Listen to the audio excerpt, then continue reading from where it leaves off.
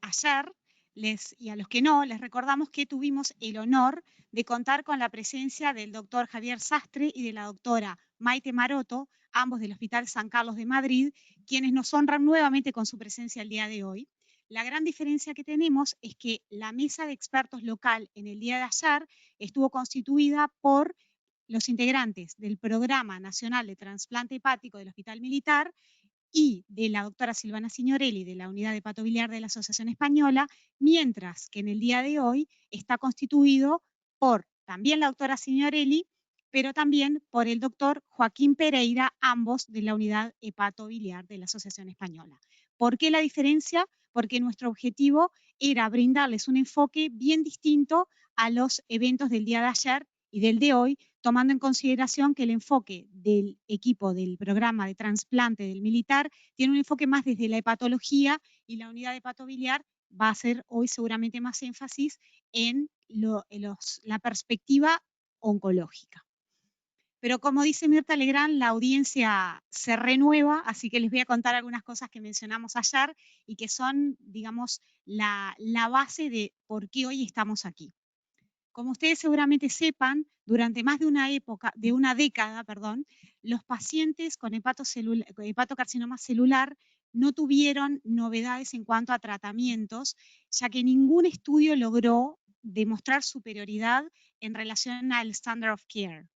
Sin embargo, este año, con la publicación del IMbrave 150, finalmente tenemos grandes noticias, ya que, bueno, el doctor Sastre nos contará posteriormente sobre la robustez de la data del estudio. El 14 de mayo de este año se publicó el IMbrave en el New England Journal of Medicine y esa publicación desató una ola de aprobaciones a nivel global que inició con la primera y seguramente fundamental, que fue la de la FDA, solamente 2 semanas después de la publicación del IMbrave. Realmente un hecho muy llamativo y realmente en un tiempo récord. A partir de ahí comenzamos con muchas aprobaciones y obtuvimos la aprobación ante el Ministerio de Salud Pública en Uruguay el 14 de agosto de este año. Y más recientemente obtuvimos aprobación en Paraguay, de la cual nos informaron la semana pasada, por lo cual aprovecho y saludo y felicito a nuestros colegas paraguayos que están conectados hoy y con quienes tendremos seguramente en breve también importantes interacciones para poder hacer el lanzamiento de la nueva indicación allí en Paraguay.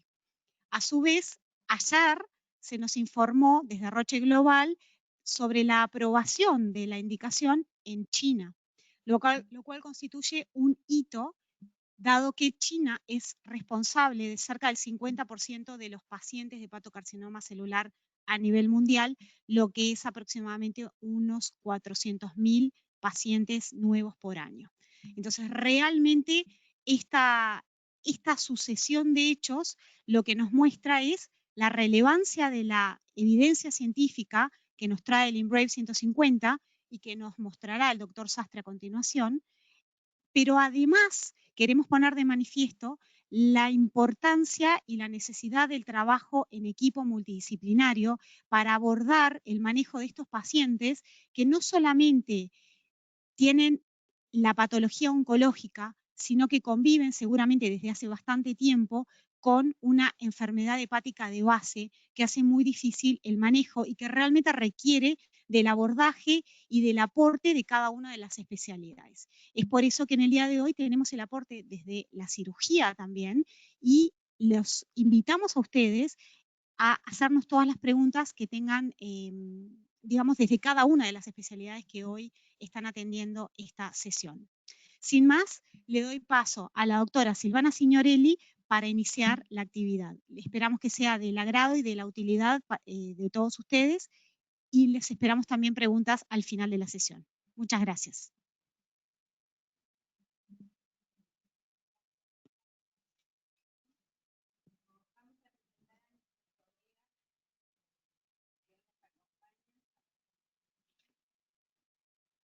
No está abierto el micrófono de la doctora, por favor.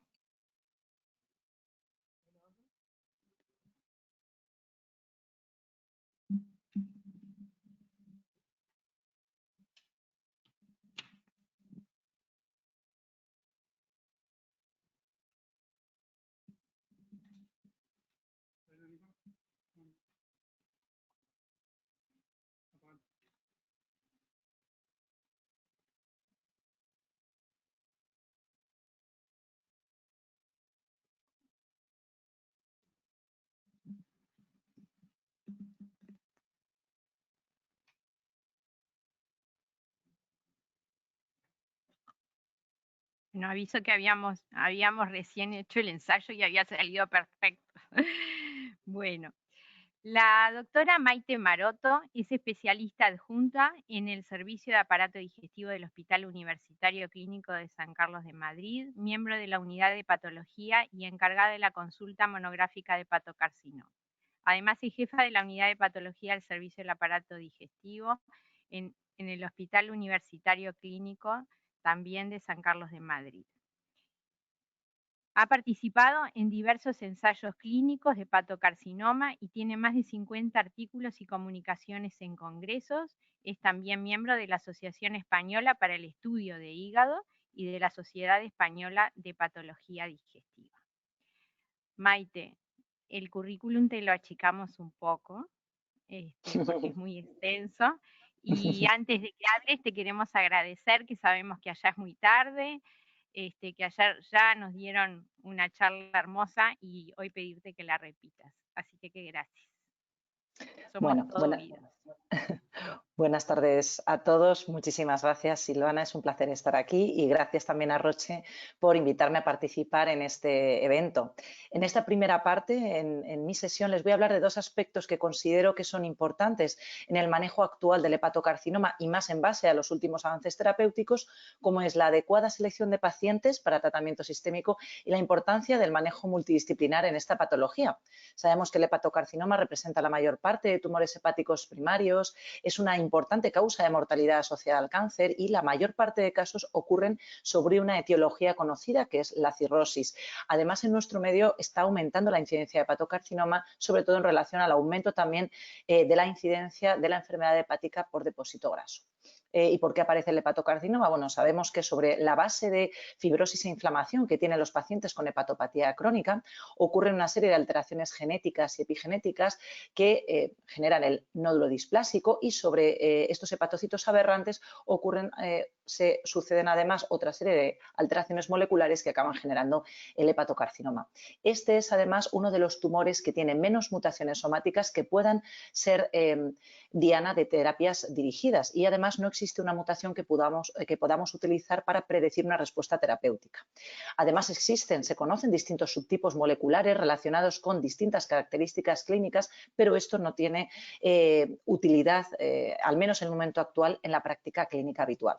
Otro aspecto importante es que el hepatocarcinoma no solo incluye células tumorales, sino que también incluye células relacionadas con la respuesta inmune, principalmente linfocitos. Y sobre esta base se puede entender el éxito de los inhibidores de checkpoint inmunológicos, de los que luego hablaremos. La mayor parte de los hepatocarcinomas se diagnostican en el contexto de programas de cribado, aunque a veces los pacientes debutan con clínica bien derivada de la hepatopatía o síntomas tumorales. Todos sabemos también cómo se diagnostica un hepatocarcinoma en pacientes con cirrosis o hepatitis B crónica. Podemos diagnosticarlo por métodos de imagen, pero en pacientes que no tengan una hepatopatía o una hepatitis B requerimos de biopsia. También es conocida por todos la clasificación BCLC, que es la más utilizada a nivel internacional porque posee una serie de ventajas. No solo nos habla de la carga tumoral del paciente, sino que también incluye otros aspectos importantes como son la función hepática, el estado físico y la presencia de síntomas relacionados con el tumor. Además, tiene otra ventaja y es que relaciona la estadificación con la actitud terapéutica y genera también una estimación en forma de expectativa de vida del paciente. En los estadios iniciales, el 0 y el A, son aquellos en los que el paciente tiene un hepatocarcinoma único o al menos o hasta 3 nódulos, todos ellos menores de 3 centímetros. Y es aquí donde podemos aplicar los tratamientos curativos que todos conocen. El estadio intermedio es aquel en el que tenemos un hepatocarcinoma multinodular que no cumple los criterios de estadio A y el tratamiento estándar aquí es la quimioembolización. El estadio avanzado C es aquel en el que el hepatocarcinoma ya presenta extensión extrahepática o invasión macrovascular y aquí es donde entran en juego las terapias sistémicas a las que recientemente se ha unido el atezolizumab más bevacizumab. Hasta aquí, todos los pacientes que vayan a recibir algún tratamiento tienen que tener un performance status adecuado y una función hepática preservada. Tienen que ser pacientes Child A. Y compensados, sin ascitis. Si el paciente tiene una función hepática deteriorada, solo puede acceder como tratamiento curativo al trasplante hepático. Si el paciente no es candidato a trasplante, solo será candidato a tratamiento sintomático. Unas palabras breves sobre la quimioembolización, que es el tratamiento por el que pasan la mayor parte de los pacientes que valoramos para tratamiento sistémico y en este caso, dada, pues como ya digo, los recientes avances terapéuticos, es importante no solo indicar bien la quimioembolización, sino saber hasta cuándo realizarla. Cuando pierde beneficio para el paciente y podemos pasar al siguiente escalón terapéutico que quizás sí que le dé más beneficio. Sabemos las indicaciones, la quimioembolización está indicada en el BCLC-B, pero sabemos que no tiene beneficio en supervivencia en pacientes con función hepática deteriorada o un performance status mayor o igual a 2. Además, los pacientes que presentan alto riesgo de descompensación son aquellos que tienen una bilirrubina mayor de 2 o una importante carga tumoral del volumen hepático. Existen una serie de contraindicaciones técnicas que ya las conocen. Y como ya digo, es importante tener al menos en mente una serie de criterios que nos indican que el paciente probablemente ya no se vaya a beneficiar de la quimioembolización. Aquí se los muestro. Si no alcanzamos necrosis sustancial tras 2 sesiones o si existe una pérdida de respuesta tras una respuesta inicial, también si el paciente presenta progresión o recurrencia a menos de 2 meses tras la última TACE, si existe la conocida como progresión intratable, que aparezca una progresión intrahepática extensa, invasión vascular, metástasis o empeoramiento de la función hepática o del performance status, o si hemos alcanzado la dosis máxima de quimioterápico. Ya pasamos a hablar del tratamiento sistémico. ¿Qué opciones tenemos actualmente? Las que les muestro en pantalla son aquellos fármacos que han demostrado beneficio en ensayos clínicos fase 3. En primera línea tenemos 2 inhibidores de tirosina quinasa, como son el sorafenib y el lenvatinib. Debajo les muestro los ensayos donde se ha demostrado ese beneficio y recientemente tenemos también datos del beneficio de la combinación atezolizumab más bevacizumab, de la que luego hablará el doctor Sastre. En segunda línea también tenemos evidencia de beneficio con 2 inhibidores de tirosina quinasa, como son el regorafenib y el cabozantinib, y además un anti-VEGF como es el ramucirumab.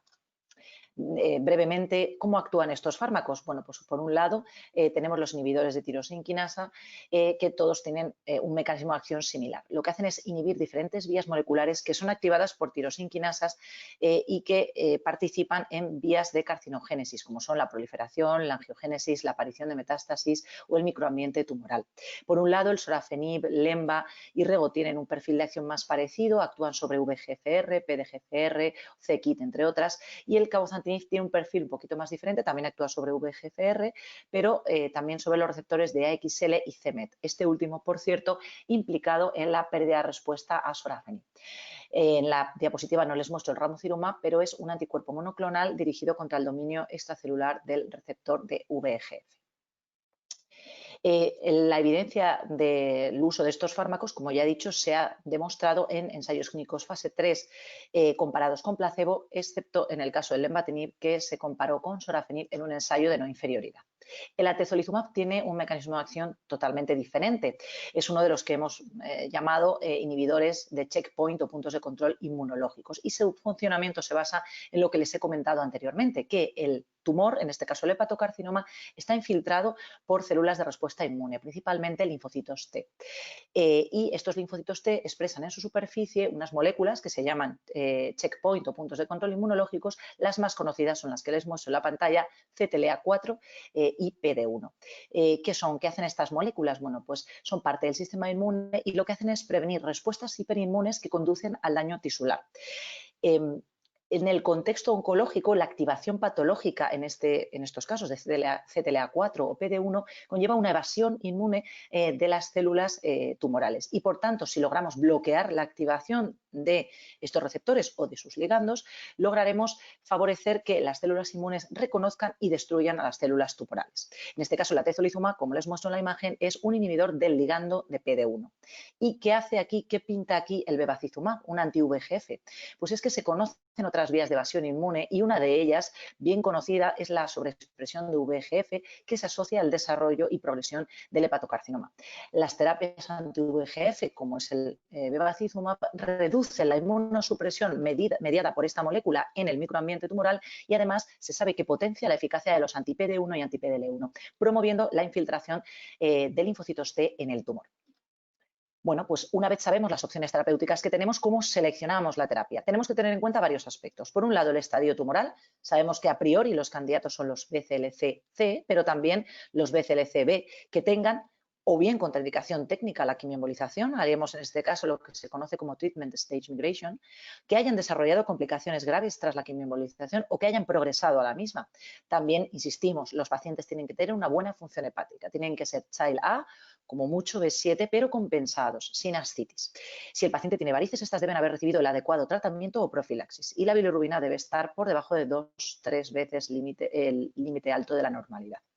Asimismo, también tenemos que ver cómo es nuestro paciente, las características, en este caso en forma de comorbilidades, porque sabemos que hay contraindicaciones a los tratamientos de los que disponemos. Las contraindicaciones a los inhibidores de tirosinquinasa, todos también las conocen, son la hipertensión mal controlada, la insuficiencia cardíaca avanzada, la angina inestable, claudicación intermitente grave, eventos trombóticos isquémicos en los 6 meses previos, la presencia de diátesis hemorrágicas, coagulopatías o trombopenias significativas, la presencia de heridas, úlceras o fracturas no curadas.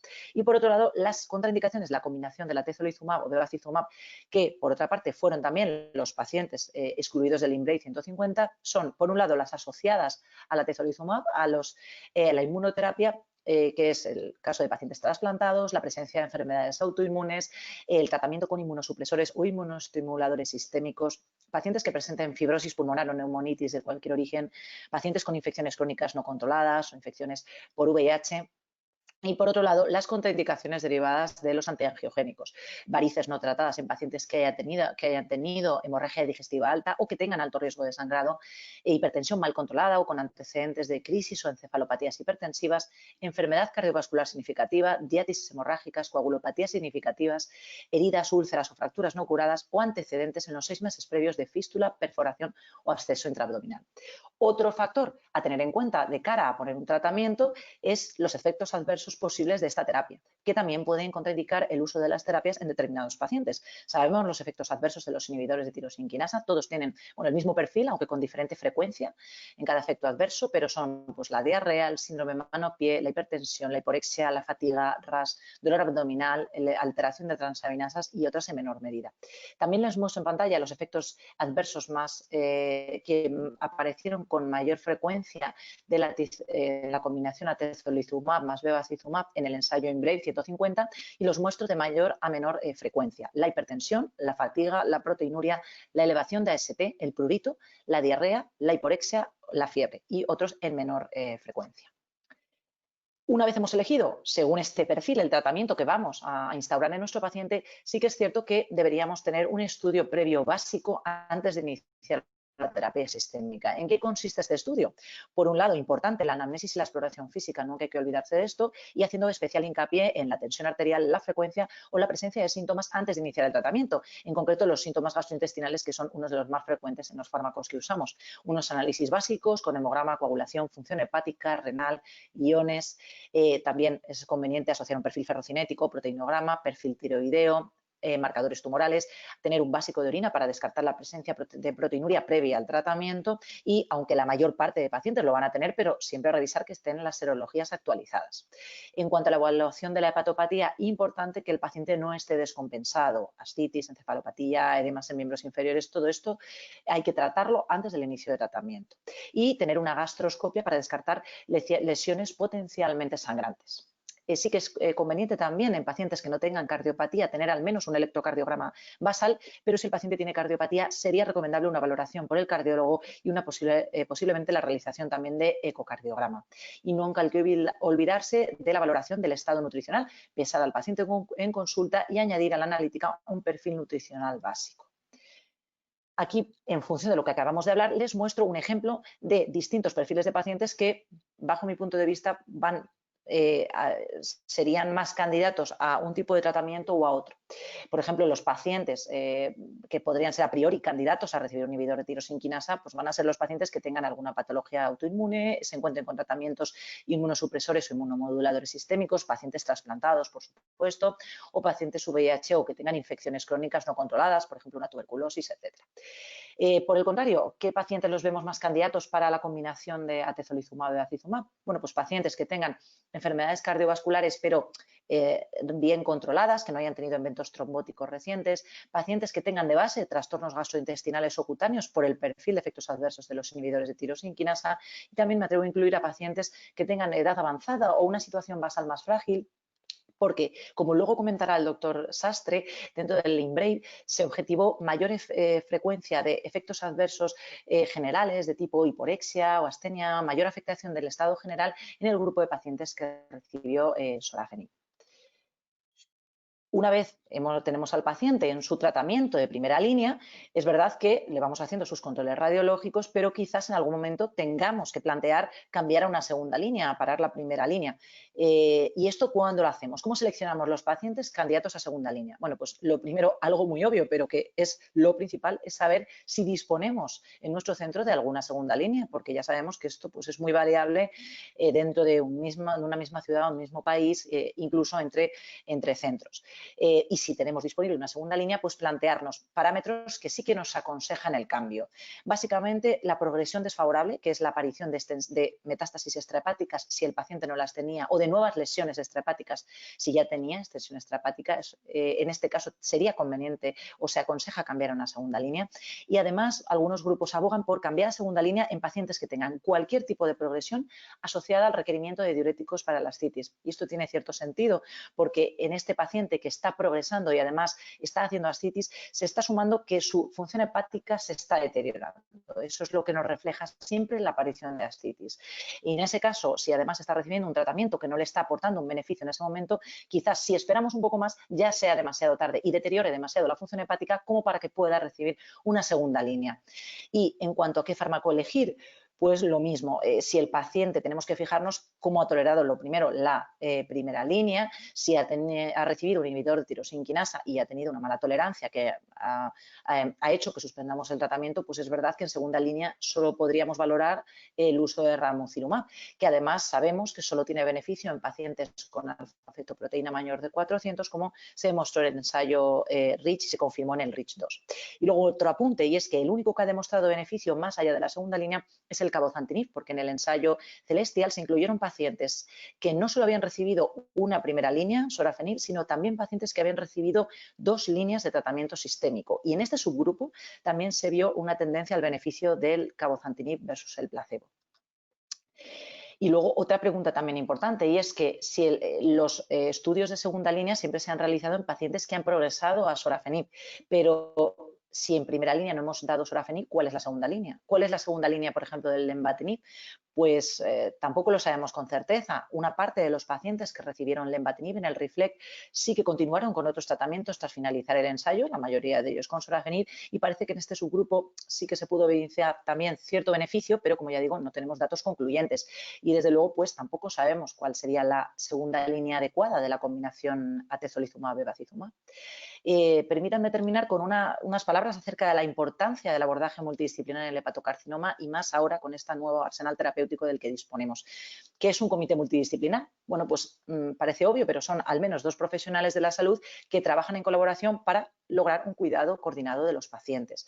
Los comités multidisciplinares, pues ya sabemos que son foros de evaluación, discusión de casos, es un entorno también de interacción con otros profesionales, otras especialidades, donde se toman decisiones diagnósticas y terapéuticas, se generan protocolos, se organizan flujos de pacientes, también sirve como registro epidemiológico y como fuente de evaluación de resultados. Y es conocido los beneficios de la atención multidisciplinar. Por un lado, para el paciente, aumenta su confianza, su satisfacción y su seguridad con la atención que recibe, disminuye los retrasos diagnósticos y terapéuticos, mejora sus posibilidades de recibir los mejores tratamientos, a veces también integra atención psicosocial, básicamente proporciona una atención centrada en él, pero también es beneficioso para el profesional, le permite establecer protocolos, mejorar la comunicación con otros miembros del equipo, otras especialidades, compartir conocimiento, mejorar las decisiones terapéuticas, la satisfacción laboral y además es una oportunidad para generar hipótesis y solucionar problemas. Y además también la atención multidisciplinar es beneficiosa para el sistema sanitario porque minimiza la duplicación de esfuerzos, mejora la coste-eficacia de las actuaciones, mejora también los procesos de auditoría, favorece la participación del centro en ensayos clínicos, también la promoción de programas de prevención y es una oportunidad para agrupar recursos y estimular la formación cruzada. En el caso del hepatocarcinoma, ¿por qué tendríamos que tener un comité multidisciplinar? Pues por lo que hemos comentado, disminuye el tiempo hasta el tratamiento, maximiza la confianza del paciente, genera hojas de ruta que implican a todas las especialidades, es un foro de aprendizaje para todos los participantes, facilita la inclusión de los pacientes en ensayos clínicos, mejora la supervivencia del paciente porque le da acceso a los tratamientos con más evidencia, favorece la continuidad de cuidados, minimiza la redundancia de datos cuando se toman decisiones y también algo importante es que genera planes lógicos de manejo de lesiones benignas con potencial maligno. ¿Y cómo debe ser un comité en hepatocarcinoma? Bueno, pues al menos debe encontrarse un representante de cada especialidad que esté implicada en el manejo del hepatocarcinoma en ese centro, debe reunirse periódicamente, generar algoritmos basados en guías clínicas y, por supuesto, si alguna opción terapéutica no está disponible en ese centro, como por ejemplo el trasplante hepático, debe establecerse nexo con algún centro que disponga de la misma. Y es que cada vez van a ser más importantes los comités multidisciplinares en el hepatocarcinoma porque cada vez hay más incidencia de hepatocarcinoma, tenemos mejores terapias sistémicas, tenemos también una detección precoz de este tumor y además tenemos mejor cuidado de la cirrosis de los pacientes cirróticos, que esto va a hacer que vivan más. Y esto que les he comentado, el beneficio de los comités multidisciplinares, se ha demostrado en distintos estudios. Se ha demostrado que tras la implantación de comités multidisciplinares en distintos centros, mejora la supervivencia de los pacientes, el acceso a los tratamientos, el diagnóstico precoz del hepatocarcinoma y además hay una mayor tasa de tratamientos curativos. Y esto, como ya digo, es solo un ejemplo. Todas las especialidades que forman parte del comité enriquecen y son beneficiosas para el manejo del hepatocarcinoma en ese centro en concreto. Por ejemplo, les muestro un ejemplo de las aportaciones que podemos hacer las especialidades médicas. Los oncólogos, pues por su experiencia en el campo de otros tumores, pueden intentar ayudar a impulsar la terapia dirigida en el hepatocarcinoma, que todavía pues, no es posible. También impulsar la inmunoterapia, puesto que tienen más experiencia en este campo por otros tumores también, impulsar la investigación y algo no menos importante que es controlar los síntomas derivados de la neoplasia, también con su contacto directo con los servicios de paliativos. Por su parte, la hepatología también tiene una función muy importante y es que tiene que velar por el seguimiento y el tratamiento de la patología hepática crónica de base y la etiología de esta hepatopatía.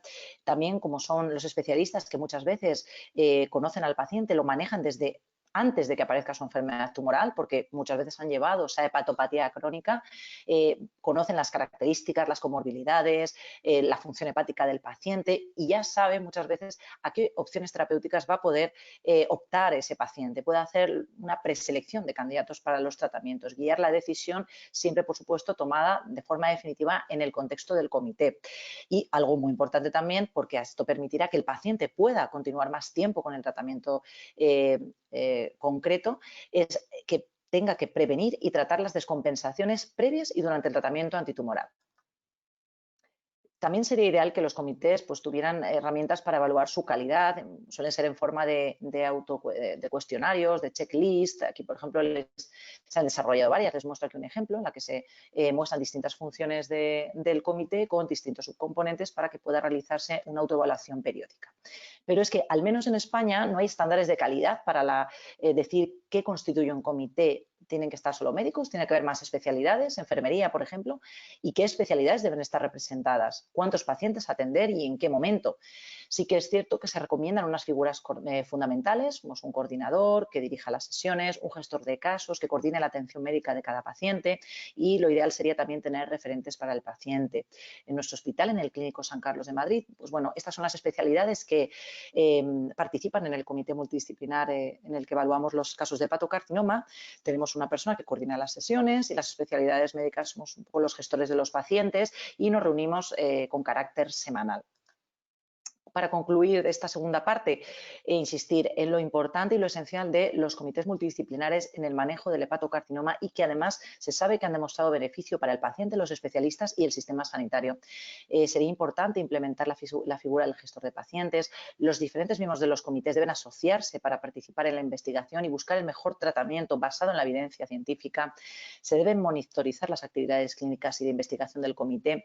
La oncología debe impulsar el desarrollo de ensayos, la implantación de terapias biológicas, la inmunoterapia, en colaboración con el resto de especialistas. La hepatología debe tratar la enfermedad hepática de base y guiar la decisión de tratamiento antitumoral, colaborando con el resto de expertos también en la toma final de decisiones. Y muchas gracias. Esto es todo lo que les quería comentar en mi exposición y si hay alguna pregunta o comentario podemos dejarlas para el final de la sesión. Muchas gracias a todos. Muchas gracias, Maite. Muchas gracias, muy clara.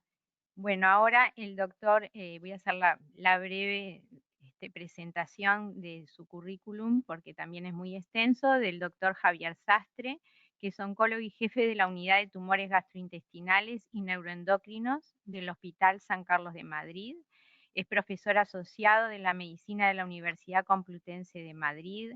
Ha participado como investigador principal y subinvestigador en múltiples ensayos clínicos y estudios de investigación y ha publicado más de 200 artículos, incluyendo artículos originales, revisiones y capítulos. Miembro de la Sociedad Española de Oncología Médica y miembro activos en grupos cooperativos. Además, es miembro del consorcio del Centro de Investigación Biomédica en la Red de Cáncer. Bueno, doctor Sastre, lo mismo que le dijimos a la doctora anterior, gracias por estar.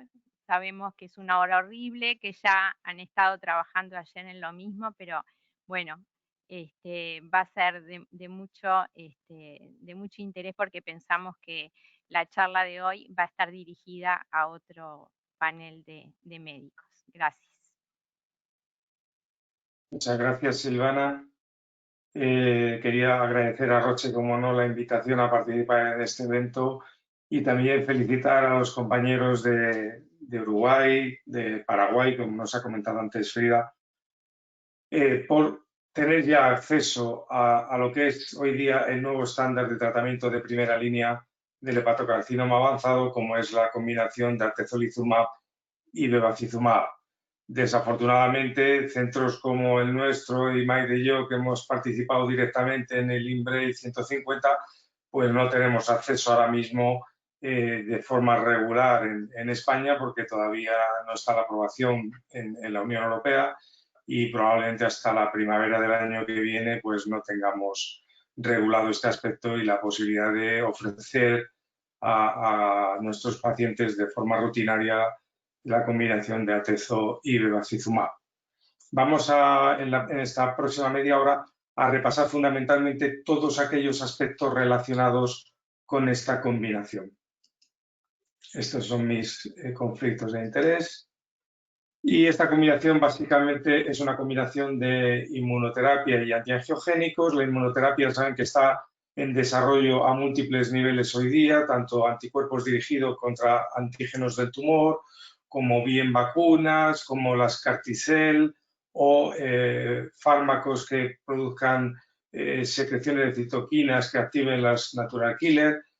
Pero todo esto está en una fase más precoz de desarrollo y lo que tenemos hoy día más desarrollado son lo que ya ha comentado la doctora Maroto, los inhibidores de los puntos de control inmunológico, como son los fármacos inhibidores de PD1 y PDL1 y los inhibidores de CTLA4. Hoy día, esta combinación de atezolizumab y bevacizumab tiene un fuerte racional básico que se basa en estudios preclínicos que han demostrado que no solo los antiangiogénicos son capaces de normalizar la vascularidad de la zona tumoral y, por tanto, disminuir la presión tisular y facilitar que los linfocitos penetren a nivel del tumor, sino que existe un fenómeno por el cual el VEGF actúa como un factor de inmunotolerancia, evitando que los linfocitos destruyan las células tumorales. Y a través de esta expresión incrementada de receptores PD1, PDL1 y también de la actividad de algunas células inmunosupresoras derivadas mieloides y linfocitos T reguladores. Y por eso este bloqueo del VEGF va a revertir este fenómeno de inmunotolerancia y a favorecer la actividad de los linfocitos frente a las células tumorales. Con esta base, el primer estudio que desarrolló Roche de esta combinación fue el fase 1, un fase 1 que estaba dirigido a múltiples tumores y que tenía una primera rama dedicada al hepatocarcinoma avanzado con la combinación de atezolizumab 1200 miligramos intravenosos cada 3 semanas asociado a bevacizumab 15 miligramos por kilo intravenoso cada 3 semanas. Recordar que son hepatocarcinomas avanzados con buen estado general, con buena función de órgano y además en este fase 1 los pacientes no debían haber recibido previa terapia sistémica. Los objetivos principales, como en todo fase 1, pues tolerancia y la tasa de respuestas por RECIST 1.1. Esta es la población que se incluyó, 103 pacientes, de los cuales mayoritariamente la causa de la hepatopatía crónica era el virus de la hepatitis B, aproximadamente en torno al 87% de los pacientes tenían enfermedad o bien invasión macrovascular o afectación a distancia, y un poco más de un tercio de los pacientes tenían características de mal pronóstico por agresividad del tumor basado en niveles basales de alfa-fetoproteína por encima de 400 nanogramos por mililitro. Y la mitad de los pacientes habían recibido previamente tratamiento con quimioembolización. Estos son los datos de toxicidad que se vieron, y realmente los principales efectos secundarios fueron la pérdida de apetito, la fatiga, el rash, pero en grado mayor o igual a 3, el único efecto secundario relevante fue la hipertensión.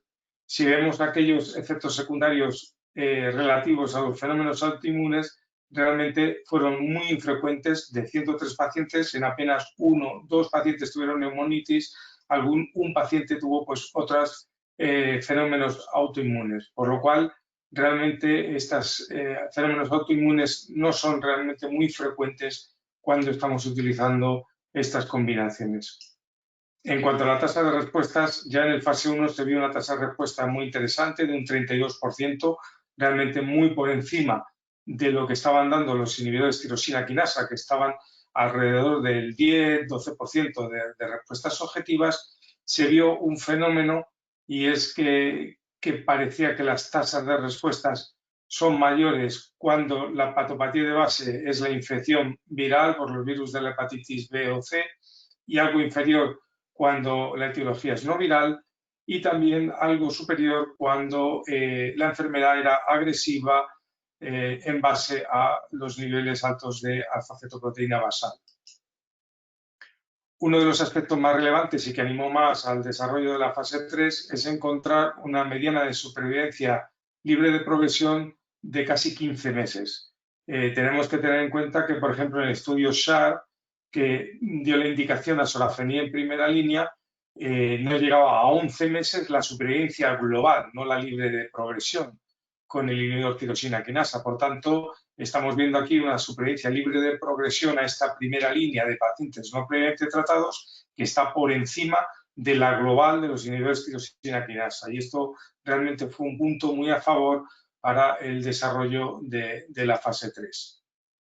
Antes de iniciarse la fase 3, una de las preguntas que flotaba en el aire después de esta fase 1 es qué es lo que estaba aportando realmente bevacizumab, porque podría ser que esta actividad tan interesante que estamos viendo fuera realmente producto de la inmunoterapia, aunque ya teníamos 2 estudios de segunda y de primera línea con pembrolizumab y nivolumab que no habían demostrado impacto grande en la supervivencia frente a sorafenib o a placebo en función de la línea que era.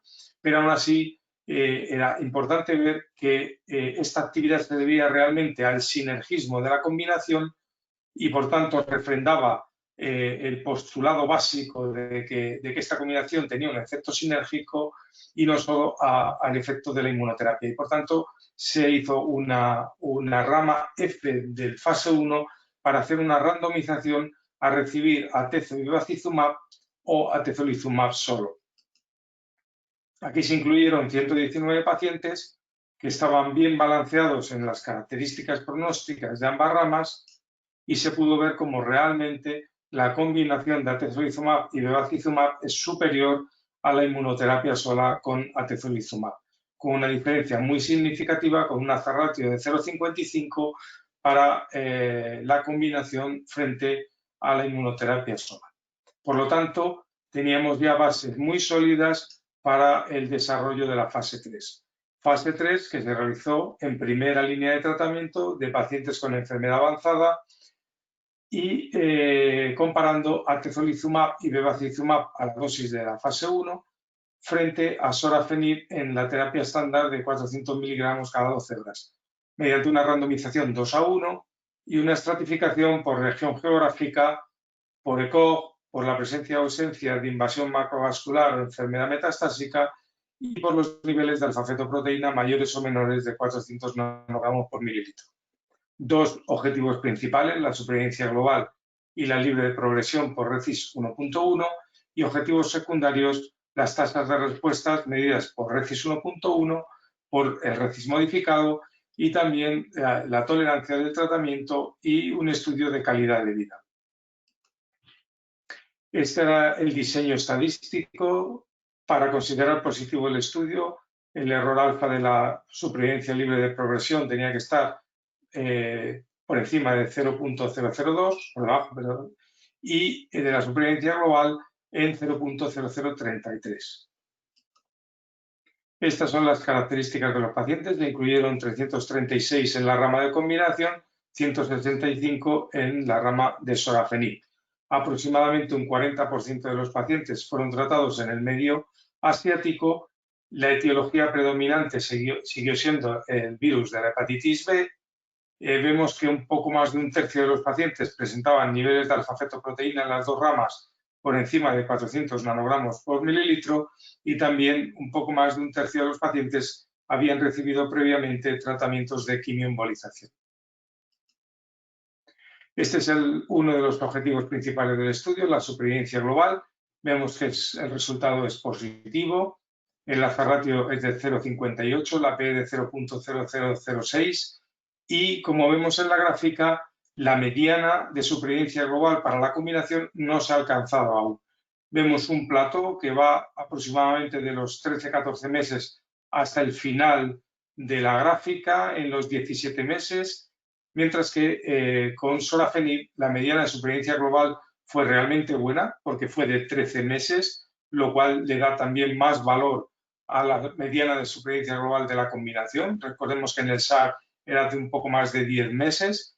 Sí es verdad que en estudios posteriores más recientes en el REFLET o en estudios de vida real estamos más cerca de esta cifra de los 13 meses y probablemente esto está reflejando que con el paso de los años tanto hepatólogos como oncólogos manejamos ya mucho mejor sorafenib, sus reducciones de dosis, su control de efectos secundarios y esto también, junto con la aparición de algunas segundas líneas que se pueden ya dar en algunos países, pues ha ido mejorando la supervivencia global de los pacientes de primera línea con inhibidores de tirosina quinasa. Pero aún así la diferencia es muy importante a favor de la combinación. Esta diferencia también ocurre con un hazard ratio muy similar en la supervivencia libre de progresión, como vemos aquí, a 6 meses, pues es del 55% para la combinación y solo del 37% para el inhibidor tirosina quinasa. Esta diferencia en supervivencia podemos atribuirla a posibles efectos terapéuticos de segundas o terceras líneas. Pues realmente no, porque más del doble de los pacientes de la rama de sorafenib recibieron segundas y terceras líneas comparado con atezolizumab.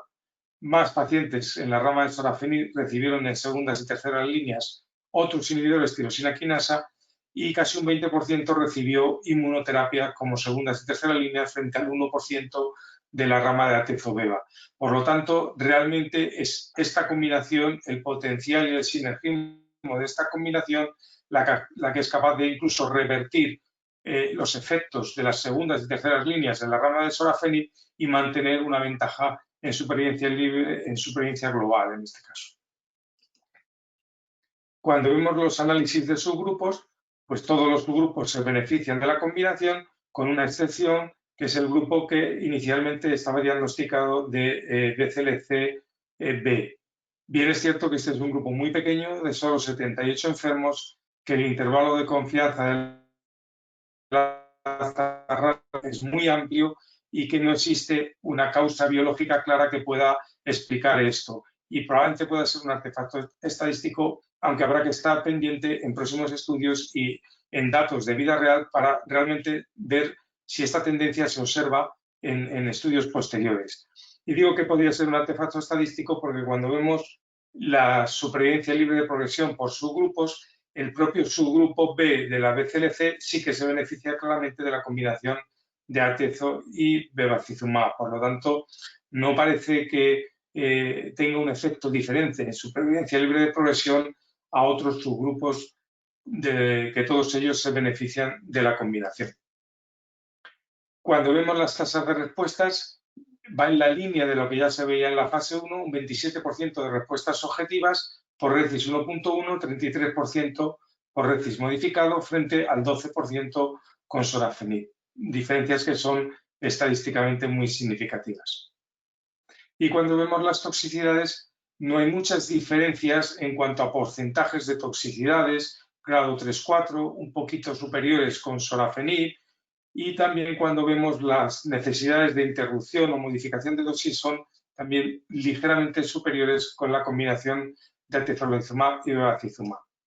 Pero lo más relevante es cuando vemos el perfil de estas toxicidades y el impacto que tienen en síntomas y en calidad de vida en los pacientes. Y podemos observar como efectos secundarios que realmente son sintomáticos y que van a impactar directamente en la calidad de vida de los pacientes son más frecuentes con sorafenib, como la diarrea, el síndrome de mano-pie, la pérdida de apetito, el dolor abdominal, la astenia. En cambio, hay una serie de efectos secundarios que son más frecuentes con atezolizumab y bevacizumab, pero tienen muy poco impacto en el paciente porque muchas veces son datos analíticos que detectamos o en la toma de tensión o al ver las cifras de transaminasas o la proteinuria, pero sin que esto impacte directamente ni en síntomas ni en la calidad de vida de los pacientes. Recientemente en ESMO se han presentado datos también interesantes y es cuál es el perfil de aparición de los efectos secundarios y cuáles son las necesidades de corticoides con esta nueva combinación que se ha convertido en el estándar de tratamiento. Por un lado hemos visto que tanto para los efectos clase específico de atezolizumab como de los de bevacizumab, la aparición de efectos secundarios es muy precoz y suele estar entre los 3 primeros meses habitualmente y que a partir de ahí, si un paciente lo ha tolerado bien, es raro que se presenten efectos adversos graves. En cuanto a los requerimientos de corticoides, corticoides sistémicos realmente son muy bajos. Si descartamos el incremento de transaminasas o hepatitis autoinmunes, para el resto de patologías autoinmunes generadas por la combinación no llega ni al 2% de pacientes que requieran la administración de corticoides sistémicos. Un aspecto muy relevante del estudio y que le da más fortaleza a esta combinación para utilizarla como primera línea es el cuestionario, es decir, el estudio de calidad de vida de los pacientes. Y vemos cómo el tiempo hasta que se produce un deterioro global de la calidad de vida del paciente es muy superior con la combinación frente a sorafenib, del rango de 8 meses más de tiempo para que se produzca este deterioro final de la calidad de vida. Y si vemos la función física, la actividad física del paciente, igualmente nos movemos en un rango de 8 meses de diferencia a favor de la combinación de atezolizumab y bevacizumab. En aquellos aspectos de los test de calidad de vida que hacen referencia a los efectos, a los síntomas de la enfermedad, como la pérdida de apetito o efectos secundarios, como la fatiga, como el dolor, la diarrea, vemos nuevamente como el tiempo de control de estos síntomas con atezolizumab y bevacizumab es muy superior a aquellos pacientes que están recibiendo sorafenib como primera línea. Otros aspectos de esta combinación que se han presentado y que yo creo que tienen mucho interés para cuando uno se inicia en la práctica clínica de pacientes con esta combinación es qué pasa en los pacientes mayores, porque siempre tenemos la sensación, la precaución de que los pacientes mayores son más vulnerables y que realmente pues pueden tener mayores toxicidades o menos beneficio.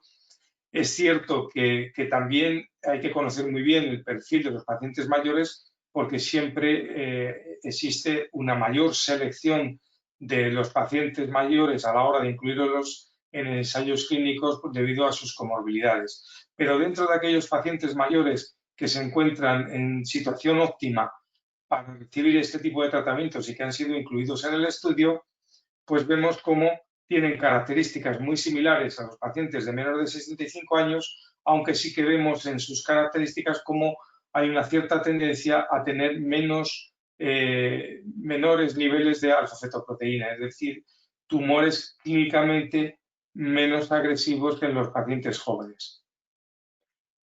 En cambio, los pacientes mayores tienen más comorbilidades, como es lógico, tienen más tasa de hipertensión antes de iniciar el tratamiento, ya como enfermedad crónica asociada, tienen con mayor frecuencia diabetes, tienen enfermedades gastrointestinales y no gastrointestinales con mayor frecuencia que los enfermos jóvenes. Pero cuando vemos los resultados del tratamiento son realmente muy parecidos. Aquí están las dos curvas, divididos por edades más o menos de 65 años, comparando la combinación con sorafenib. Y podemos ver cómo las curvas son casi idénticas. Un hazard ratio de 0,58 para los mayores de 65 años, muy significativo, y tampoco en esta población de más de 65 años hemos alcanzado aún la mediana de supervivencia global. Cuando vemos la supervivencia libre de progresión, las diferencias son un poquito menores en hazard ratio, más favorables a los jóvenes, pero claramente muy significativas en los mayores de 65 años, que mantienen tasas de respuestas muy similares a los jóvenes. 29% para los jóvenes, 26% para los mayores de 65 años y siempre muy superiores a ese 10-13% que ofrece el inhibidor tirosina quinasa. También en los estudios de calidad de vida se ha visto que apenas hay diferencias entre los mayores y los menores de 65 años y que tienen un beneficio en calidad de vida muy similar a los pacientes de menos de 65 años y claramente superior a los pacientes que estaban recibiendo sorafenib. En cuanto a los efectos secundarios, obviamente por el perfil de pacientes es ligeramente superior en los mayores de 65 años, pero es bastante manejable, nada que nos deba de asustar. Vemos cifras de hipertensión pues un 5% mayores con los mayores de 65 años, que ya de por sí muchos de ellos son hipertensos, un poquito más de fatiga o de diarrea o de pérdida de apetito. Pero realmente se lleva bastante bien esta combinación e incluso pacientes bastante mayores se pueden tratar con poquito riesgo. Por tanto, este subestudio pues aconseja que se puedan tratar pacientes mayores de 65 años con esta combinación porque se van a beneficiar, igual que los pacientes jóvenes, van a mantener una buena calidad de vida y los efectos secundarios realmente se incrementan muy poquito. Unas últimas palabras dedicadas a si tenemos conocimiento de biomarcadores que nos puedan seleccionar mejor la población a tratar. Hoy día realmente no tenemos ningún biomarcador. En el INBRE todavía estamos pendientes de análisis de biomarcadores que probablemente se presenten en congresos posteriores. Y del fase 1 se han hecho algunos estudios de biomarcadores muy iniciales, la población es pequeña y realmente no son más que orientativos para luego intentar validar y estudiar más a fondo estos biomarcadores en poblaciones más grandes que o bien de vida real o bien en fases 3 como el INBRE 150. Uno de los aspectos más relevantes, como saben, la inmunoterapia parece que va muy ligada a la carga mutacional que tienen los tumores, pero sin embargo, en este fase 1, con un número limitado de pacientes, no parece haberse visto diferencias en las respuestas en función de la carga mutacional que tiene el tumor. También es cierto que el hepatocarcinoma, como ha dicho antes la doctora Maroto, no es un tumor con muchas mutaciones, no está dentro del espectro de neoplasias que realmente tienen una carga mutacional elevada. Sí se ha encontrado alguna asociación entre algunas firmas de linfocitos T o niveles de PDL1 que podrían, digamos, separarnos algunos subgrupos de pacientes que tengan un efecto mayor de este esquema de inmunoterapia y antiangiogénicos.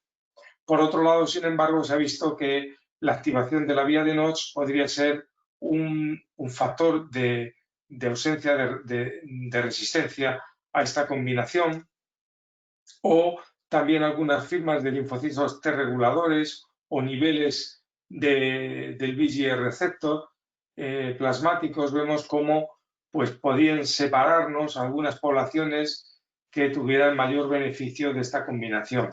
También se ha estudiado con algunos receptores de células mieloides, pero hoy día esto está en fase de estudio, no podemos trasladarlo al menos por ahora, a la práctica estándar y únicamente pues, son estudios iniciales de biomarcadores que quizá en un futuro puedan tener alguna utilidad, que debemos seguir ahondando en esta línea de encontrar la mejor población que se pueda beneficiar de esta combinación, pero no lleva a la práctica a día de hoy y por tanto a día de hoy debemos tratar a todos los pacientes con esta combinación de Tezo-Beva, excepto aquellos que claramente ha expuesto la doctora Maroto que estaban excluidos del estudio IMBRAVE y por tanto no tenemos datos de cuál es la actividad y la toxicidad en ese subgrupo de pacientes excluidos.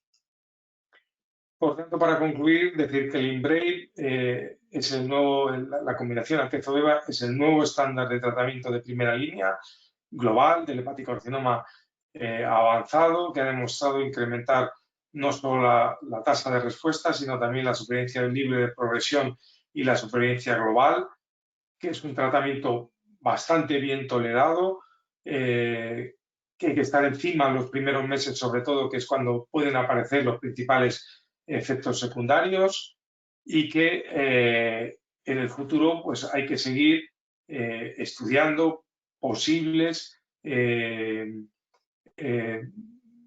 biomarcadores que nos puedan delimitar poblaciones de máximo beneficio o poblaciones que realmente no se puedan beneficiar de esta combinación y que nos permitan pues, mejorar la ratio beneficio-riesgo en este subgrupo de pacientes. Bueno, eso es todo y ponerme a disposición de las personas que están escuchando para cualquier duda o pregunta que nos puedan transmitir. Muchas gracias a todos. Bueno, muchísimas gracias, doctor Sastre. Invitamos, como acaba de decir el doctor, a que la audiencia pueda mandar sus preguntas a los doctores, aprovechando, bueno, la amabilidad y la suerte que tenemos de tener colegas que han podido participar en este estudio y nos puedan contar desde un aspecto más que el escrito y que el artículo original, la experiencia, que para nosotros eso tiene un valor mucho más grande. Con respecto a, va a ser muy corta la presentación que vamos a hacer ahora, es simplemente algo que queremos mostrar cómo estamos trabajando en la unidad de hepatobiliar pancreática de la Asociación Española. El equipo es un equipo de 12 años de experiencia que funciona semanalmente. La sociedad abarca 180.000 socios y la característica una de las características que tiene este grupo es que la consulta externa y la de sanatorio toda la hace el mismo equipo. O sea, que los pacientes que se internan, los pacientes que se operan, los pacientes que se estudian, los pacientes que son vistos en policlínica, son vistos todos por los integrantes del equipo.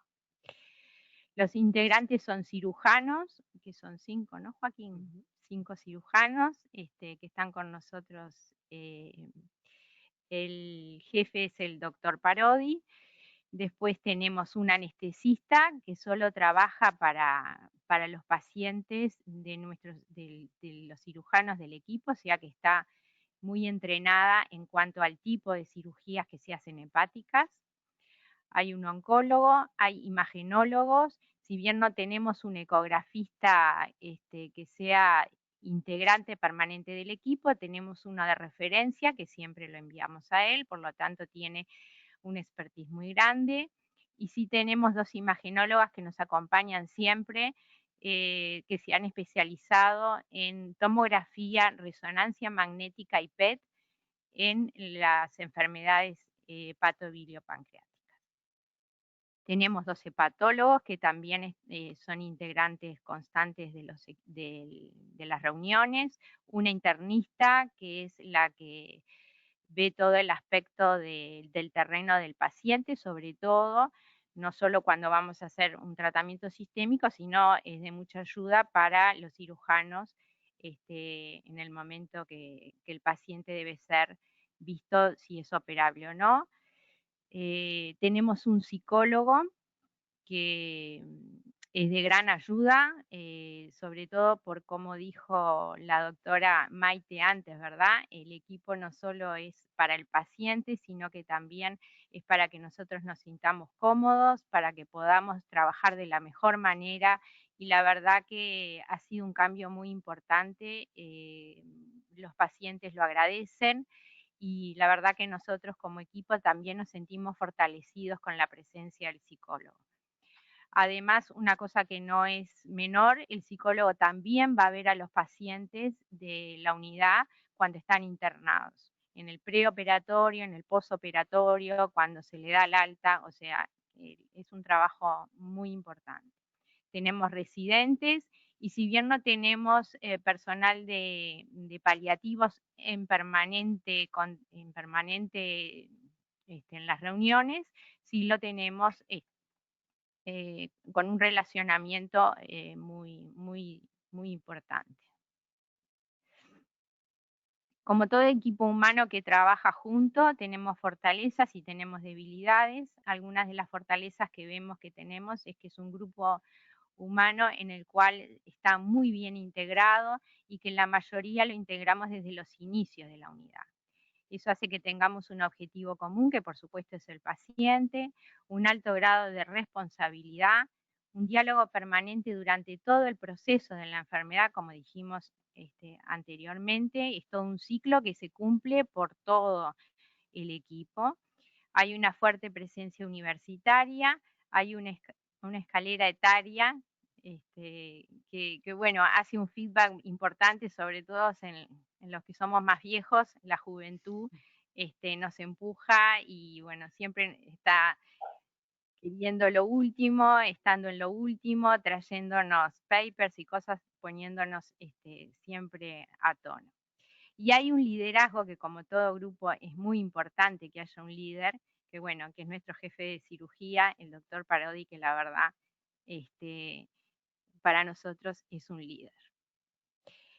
Las debilidades, que son algunas, no pusimos muchas, es la falta de anatomía patológica centralizada. Eso lo sentimos cada vez más sentimos que necesitamos un patólogo que entienda de la enfermedad hepática.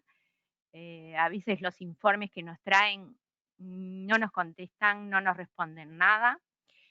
Sobre todo en la parte de cuando se hacen biopsias del tejido no tumoral, cuando queremos saber en qué sienta ese hepatocarcinoma, en qué hígado sienta, vemos una gran diferencia entre los informes de patólogos que tienen un expertise en patología hepática de los que no tienen. También tenemos la dificultad, como todo sistema de salud, en ciertos procedimientos de alto costo que no están cubiertos, por ejemplo nosotros con la quimioembolización. Tenemos las debilidades propias de nuestro sistema de salud, la dificultad en el registro de pacientes y la falta de dedicación exclusiva, como es característica en la mayoría de los centros de nuestro país. Creo que estas dos últimas cosas son las que llevan a que, como dijo la doctora Marota, sería uno de los requerimientos para un muy buen funcionamiento tener la parte evaluatoria de lo que trabajamos, pero bueno, sin estas dos últimas cosas se nos hace muy difícil la evaluación de nuestro trabajo, pero también esa la reconocemos como una debilidad. En las características nacionales que nos manejamos en cuanto al hepatocarcinoma, es una enfermedad que, si bien es de baja incidencia, se encuentra en un ascenso de número, y lo que más preocupa no solo es el ascenso en el número, sino la velocidad en que tiene este ascenso, que se está haciendo exponencial desde el año 1980, por ejemplo, hasta el actual, bueno, hasta el actual no, hasta el 2016, que fue cuando se hicieron los números, se triplicó. O sea que esto creo que es todavía lo más preocupante. Más o menos la Comisión Honoraria de Lucha contra el Cáncer, en sus registros, habla de unos 100 casos nuevos por año. Otra cosa que realmente es preocupante, y como ya lo sabemos, es la alta mortalidad. En nuestro país es la cuarta causa de muerte en hombres y la quinta en mujer. Esto dentro de un escenario que, como sabemos, la enfermedad cáncer está teniendo en estos últimos tiempos una baja en la mortalidad de alrededor de un 15%. Y bueno, lamentablemente el hepatocarcinoma, así como páncreas, melanoma y riñón, son los tumores que están no bajando la mortalidad como el resto, sino que al contrario, subiéndola.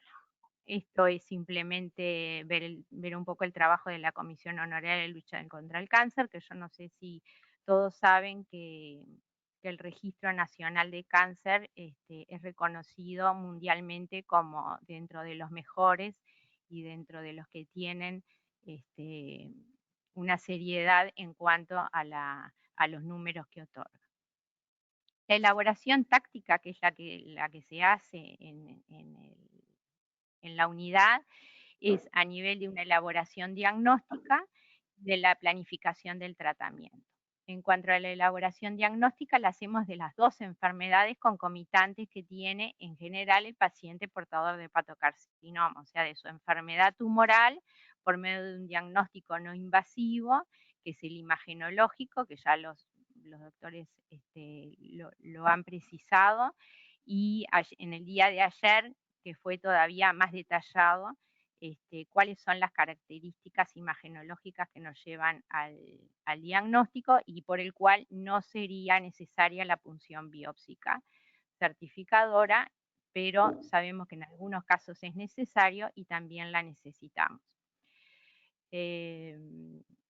La planificación del tratamiento lo hacemos en base a los criterios de Barcelona conocidos y las guías ahora de la NCCN de este año.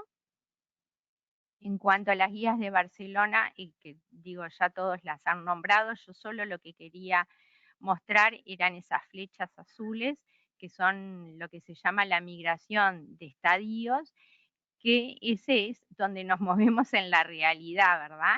En la realidad nosotros, según lo que tenemos a mano de técnicas, según lo que tenemos a mano en cuanto a los tratamientos sistémicos, es que vamos hacia derecha o izquierda. Por ejemplo, también vamos de derecha a izquierda en los tratamientos del tipo del downstage, para poder realizar técnicas más avesadas. Ahora, como novedad, tenemos en las nuevas guías la integración del atezo bevacizumab como tratamiento de primera línea con el sorafenib y lenvatinib que ya teníamos. La planificación del tratamiento es, como les dije, las guías, pero versus la accesibilidad que tenemos. Allí es donde nos movemos, ¿verdad? Por la migración de estadios, por el sistema de salud nacional, porque nosotros las medicaciones de alto costo las provee el Fondo Nacional de Recursos, que tiene sus normativas en las cuales algunos tratamientos entran y otros no entran. Los que no entran y creemos que el paciente debería de pasar por ese tratamiento, es por los recursos de amparo, y también en pacientes que no pueden tampoco hacer un recurso de amparo o se lo niegan, porque también ha pasado eso, depende del costo propio del paciente. Entonces, si bien las guías son nuestra arma más importante, creemos que el gold standard es de la discusión, nace en la discusión, del equipo multidisciplinario. Estas son las drogas y los esquemas, que en amarillo tenemos los que han sido positivos para el hepatocarcinoma en primera línea, en segunda y en tercera línea, y los que están en celeste fueron los que no demostraron beneficio. Estos llegan hasta el año pasado, por lo tanto no tenemos el de atezo bevacizumab, que ahora, si Dios quiere, se va a agregar. Y esto para que se vea un poco la realidad en que nos manejamos. Cuando la FDA aprobó el sorafenib como tratamiento para el hepatocarcinoma fue en noviembre del 2007. El sorafenib ya fue indicación de primera línea en el 2008. En las guías ya lo integraba en el 2013. Y sin embargo nosotros podemos acceder a ellos podemos acceder al sorafenib para los tratamientos de nuestros pacientes con hepatocarcinoma recién a partir de febrero de este año. Esperemos que no pase lo mismo con Atezo-Beva, que vemos que está siendo mucho más rápido. Ojalá que sí. Otra cosa que nos preguntamos es el lenvatinib con respecto al trabajo con sorafenib en primera línea en el paciente portador de hepatocarcinoma irresecable o metastásico, que mostró no inferioridad con respecto al sorafenib.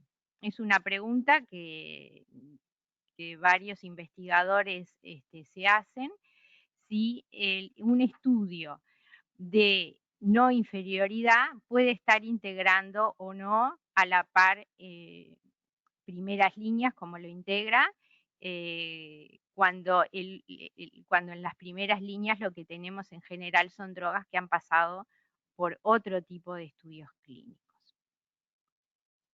En cuanto al futuro, nosotros lo vemos por acá, es el desarrollo de nuevos esquemas, porque Atezo-Beva no son drogas nuevas, pero sí es un nuevo esquema de asociación, el desarrollo de nuevas drogas, otras inmunoterapias que los doctores con anterioridad ya fueron mostrándonos en qué están, la incorporación de tratamiento de alto costo, como vimos, no solo es que se desarrollen y que se demuestre el beneficio, sino que se deben de integrar para poderlos, en el equipo de salud, podérselo ofrecer a los pacientes.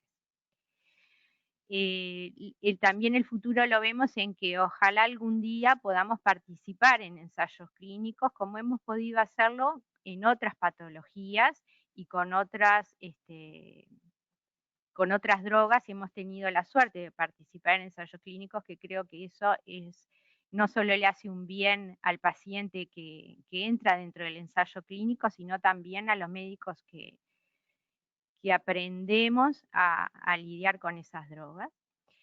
Vemos como que el futuro también va por obtener un banco de tumores. El hepatocarcinoma es una de las patologías que, como se decía ayer, yo creo que es la única, o prácticamente la única, que siempre estamos peleando a ver si es necesario o no es necesario la punción, porque imagenológicamente se cumplen todos las predicciones para que el imagenólogo nos dé el diagnóstico de que sí y que no es necesario, pero yo me pregunto, si no tenemos banco de tumores, no vamos a conocer bien la patología con la que estamos, y hoy en día sabemos que la inmunoterapia y todas las terapias dirigidas es necesario tener biomarcadores. El futuro lo vemos también por el diagnóstico temprano, que creemos que ese es el paciente ideal para tener.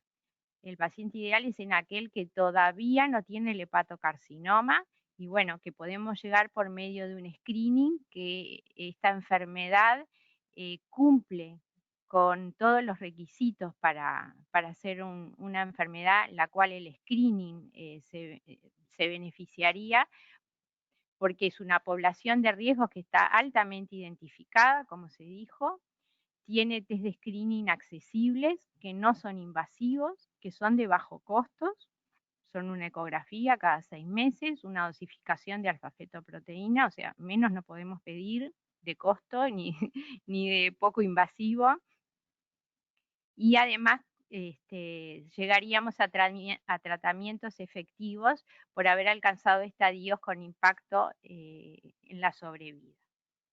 Para eso es fundamental los hepatólogos, ¿verdad?, que hagan este trabajo de screening. Entonces, creemos que el futuro está no solo por ver el problema, que hoy es el hepatocarcinoma, tener nuevas drogas, nuevos esquemas, expertise, cirugías, trasplantes, sino que creo que está en ver lo que está debajo, que bueno, que por ahí el screening en la población identificada puede hacer que lleguemos a realmente que esta enfermedad pueda ser controlada.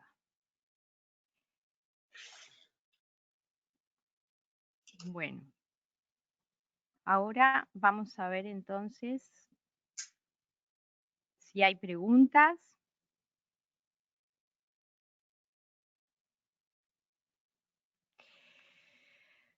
Acá hay una para el doctor Sastre.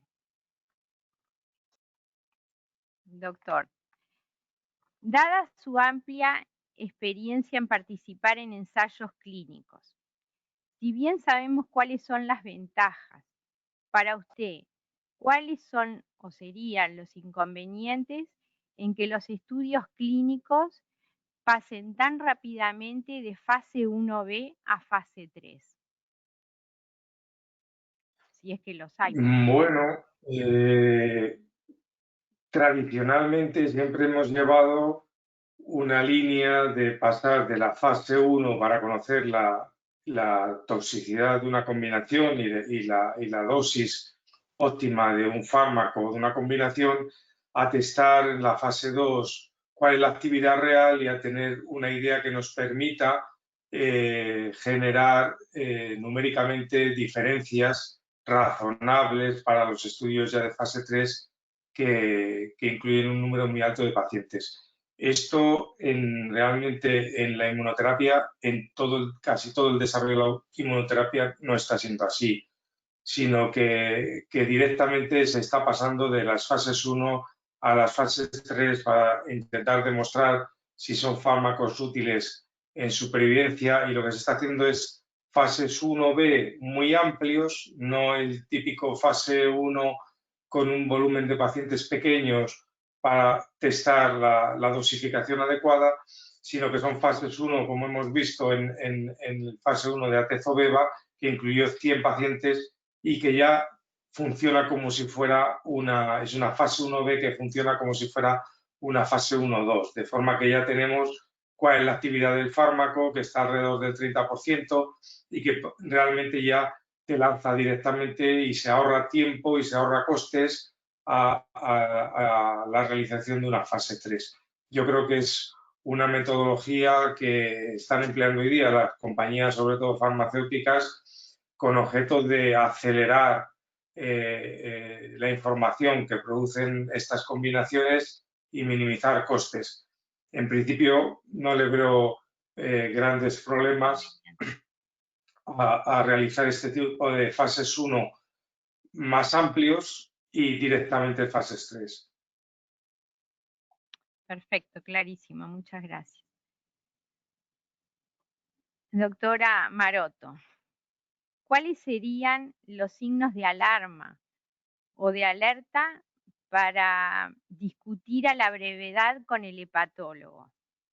Pregunto esto porque en estos pacientes tratados con atezolizumab, por supuesto. Pregunto esto porque no todos tenemos la oportunidad de trabajar en un equipo multidisciplinario mano a mano con un hepatólogo. Entonces, sí.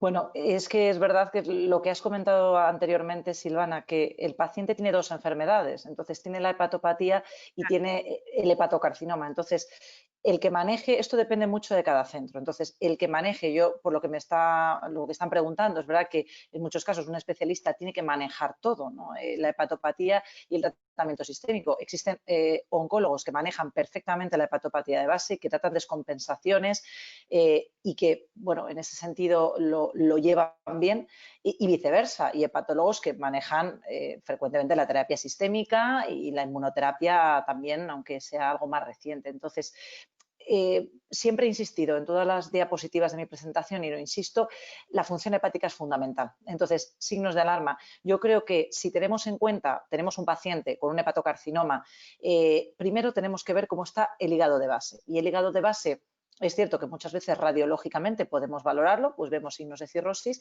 y es cierto que en el caso de que el paciente no tenga cirrosis, aquí no nos cambia tanto saber si el paciente tiene una fibrosis probablemente grado 2, 3 o 4. Lo que nos cambia es la función hepática, simplificando, quiero decir, ¿no? Yo, por ejemplo, en los pacientes que llevo con el doctor Sastre, pues intento valorar, ¿no?, el grado de su enfermedad hepática, la etiología, tratarla, y luego ya valoramos cómo está el funcionamiento hepático y el grado de hipertensión portal de cara a iniciar el tratamiento. En este caso, simplificando, valorar la función hepática, calcularle el child, que es una forma muy sencilla, ver los parámetros de función hepática, la bilirrubina. Ya hemos dicho que en pacientes, cuando la bilirrubina ya empieza a subir de 2, 3, hay que tener mucho cuidado en general con las terapias sistémicas, y también porque sabemos que la función hepática está comprometida y estos pacientes tienen también menos supervivencia.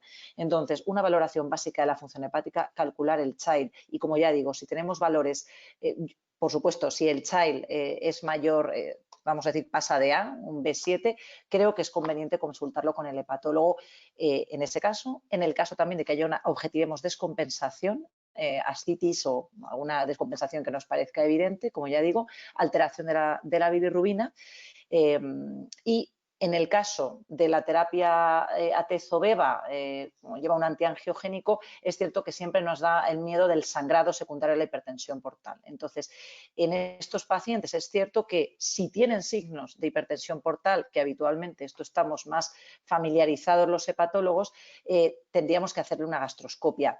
Como dentro del INBRAVE así lo hicimos y nosotros nos estamos manejando así de momento con esta combinación hasta tener más datos, hacemos gastroscopia a todos los pacientes. Es un procedimiento sencillo y poco invasivo, y hemos descubierto otras patologías potencialmente sangrantes como úlceras, no solo signos de hipertensión portal. Entonces, de entrada, valorar esos parámetros de función hepática que he comentado, la bilirrubina, las descompensaciones y una gastroscopia. Si algo de esto está alterado, consultar con el hepatólogo.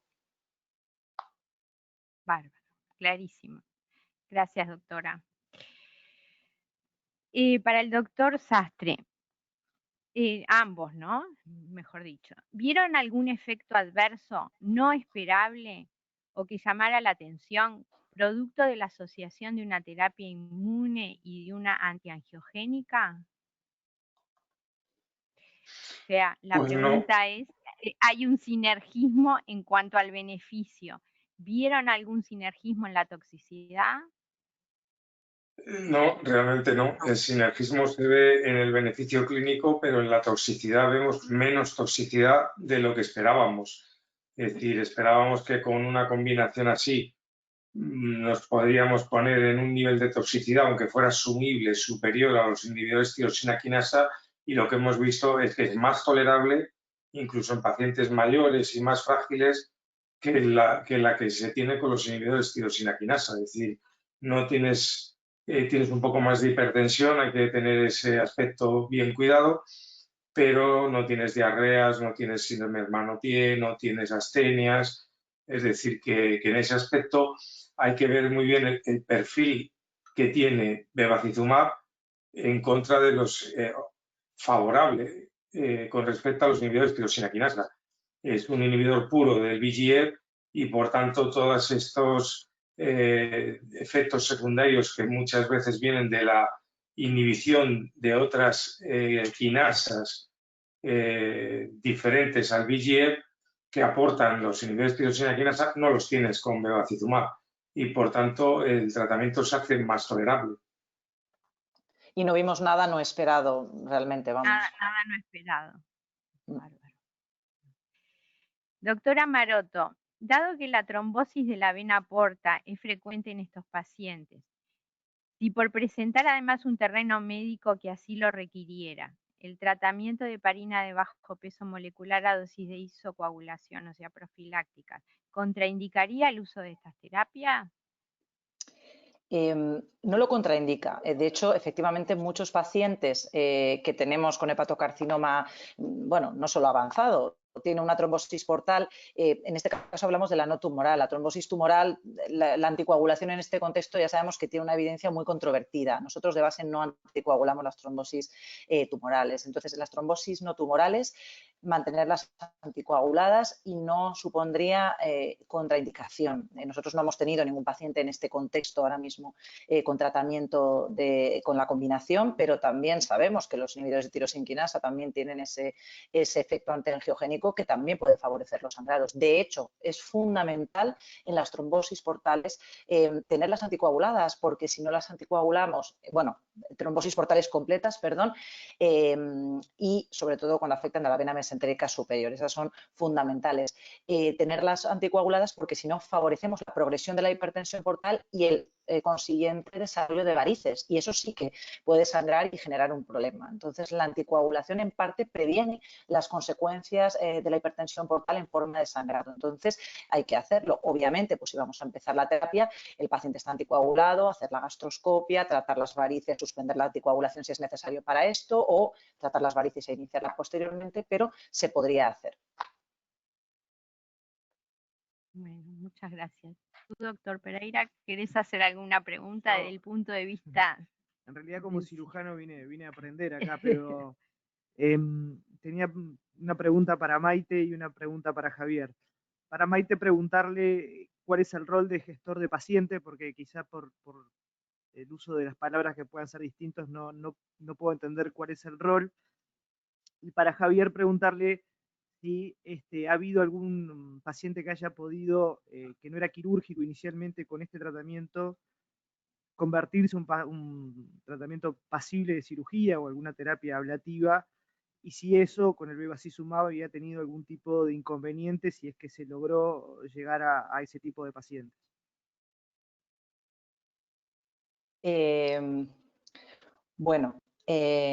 Perdón, es que he olvidado la pregunta, disculpad. Gestor de pacientes. Perdón, ¿puedes repetirme la pregunta? Ah, el gestor de pacientes, perdón, disculpa, es que estaba escuchando la segunda pregunta y me he quedado con eso. Nada, a ver, cuando nos referimos al gestor de pacientes nos referimos a que cuando presentamos un paciente en el comité para comentar la actitud diagnóstica terapéutica, ahí empieza a entrar en juego probablemente diversos especialistas y diversos tratamientos, ¿no? Pues tenemos un paciente con hepatocarcinoma que no estamos seguros. Bueno, hablamos con los radiólogos, hay que pincharlo. Si tomamos la muestra, una vez tengamos el resultado, hay que planificar el tratamiento. El cirujano quiere verle porque no sabe si le va a poder operar y luego el hepatólogo tiene que aceptar. Entonces, siempre tiene que haber alguien que esté centrado en la atención médica de ese paciente, es decir, alguien que lo coordine. En este caso, habitualmente, lo que suele ocurrir es que somos el doctor Sastre y yo el que traemos los pacientes al comité y pues muchas veces decimos, bueno, pues voy a valorarlo yo, vamos a hacerle una resonancia. En función de esto, los radiólogos vasculares intervencionistas van a realizar una quimioembolización. Bueno, pues yo gestiono la resonancia, después hablo con ellos, eso es un poquito el gestor de pacientes, el que coordina la atención médica de cada paciente, y en este caso lo hacemos las especialidades médicas, y eso es importante porque además también hace que los procesos sean más rápidos y organiza un poquito mejor el flujo de pacientes. Parece una tontería, pero por eso lo quería destacar. No.